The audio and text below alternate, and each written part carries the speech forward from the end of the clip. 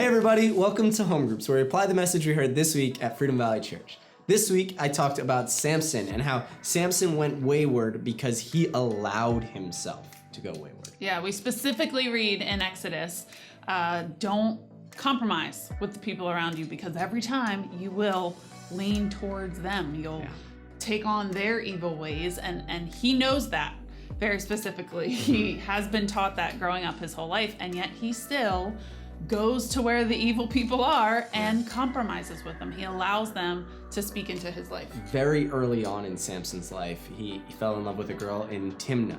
Now, Timnah wasn't where he was supposed to be at all. These are people that are not of God, that aren't Israelites, and he went there and then allowed himself to be influenced them.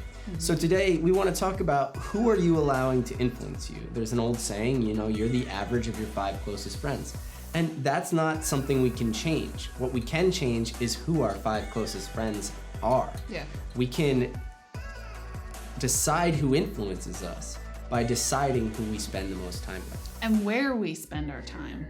A lot of us make excuses about why we're not in church every single week, when I think God designed the week to be 7 days, and every 7th day you give to him. You spend your time investing in what he is saying, what he's doing, who he is, so that it reminds you and resets you for the week. I've heard a lot of new Christians say, I need more than that, actually. I need every Sunday and Wednesday and Thursday just to stay on track. And it's true, when you're young in the faith, you probably do need a little more. But if you're not getting at least one day a week where you're focusing on God, things are bound to go wayward.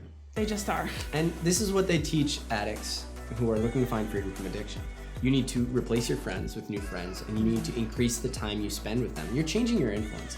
So you need to have the right people surrounding you. You need to spend the time in church, and you also need to increase the influence that you give God in your life. This is reading his word and studying those things, but it's also letting it be inside you, meditating on it. Do you just read the Bible, or do you meditate on the Bible so that it's increasing the hours you spend with God, so that he's changing you all the time? Are you aware of his presence, or what are you doing?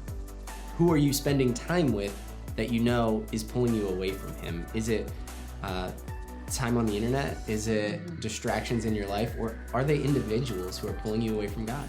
God's opinion needs to matter more than the other people's. Yeah. And it will if you spend more time with them. That's just naturally the call of our heart is for God. The more time you spend with him, the more you're called towards him. You gravitate towards him. The more time you spend with people that don't agree with God, the more you're going to gravitate towards them. It's human nature. Yeah. So this should be a great conversation. Yeah. Have a good night, guys. See you next week.